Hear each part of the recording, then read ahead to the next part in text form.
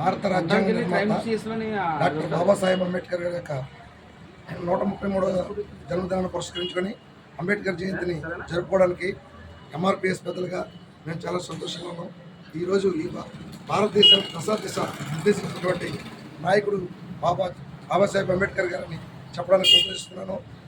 భారతదేశంలో కుల మతాలని నిర్మూలించడానికి కంకణం కట్టుకున్నటువంటి యోధుడు, దేశానికి రాజ్యాంగం రాసినటువంటి రాజ్యాంగ నిర్మాత అంబేద్కర్ గారు ఆశయం ఒకటే, భారతదేశంలో ఉన్నటువంటి మినిమం ఎస్సీ బీసీ మైనారిటీలందరికీ కూడా సమాన హక్కులు కల్పించాలనే ఆశయంతో ఆయన రాజ్యాంగం నిర్మించాడు. మనుధర్మ శాస్త్రంలో ఒకటే బ్రాహ్మణుడు రచించాడు. సృష్టికర్త అయిన బ్రహ్మ తలలోంచి బ్రాహ్మణుడు పుట్టాడని, భుజాల్లోంచి క్షత్రుడు పుట్టాడని, ఒడ్లోంచి వైశ్యుడు పుట్టాడని, కాళ్ళలోంచి శూద్రుడు పుట్టాడని చెప్పేసి శూద్ర అనే వంశంతో మమ్మల్ని లిఖించి చిన్నచూపు చూసినటువంటి పరిస్థితిలో మనుధర్మ శాస్త్రాన్ని పక్కన పెట్టి అంబేద్కర్ గారు ఒకటే మాట మాట్లాడారు.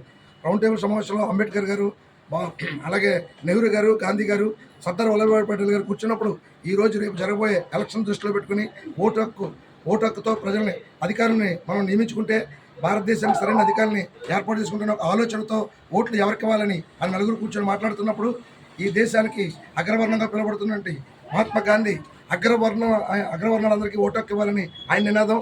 అలాగే సర్దార్ వల్లభాయ్ పటేల్ గారిని అడిగితే డిగ్రీ చదువుకున్న వాళ్ళందరికీ ఓటు హక్కు ఇవ్వాలని ఆయన నినాదం. అలాగే నెహ్రూ గారిని అడిగితే ధనవంతులు అందరికీ ఇవ్వాలని ఓటు హక్కు ఇవ్వాలని ఆయన నినాదం చేశారు. డాక్టర్ బాబాసాహెబ్ అంబేద్కర్ గారు ఒకటే అన్నారు, ఈ దేశంలో పుట్టినటువంటి స్త్రీ పురుషులనే భేదం లేకుండా 18 సంవత్సరాలు నిండిన ప్రతి కులస్తుడికి ఓటు హక్కు ఇస్తే వాళ్ళ కులాల నిష్పత్తిని బట్టి నాయకుని ఎన్నుకుని ఈ దేశానికి నిజమైన నాయకుడు అందిస్తారనే ఒక ఆలోచనతో ఓటు హక్కుని అమలు చేయడం జరిగింది.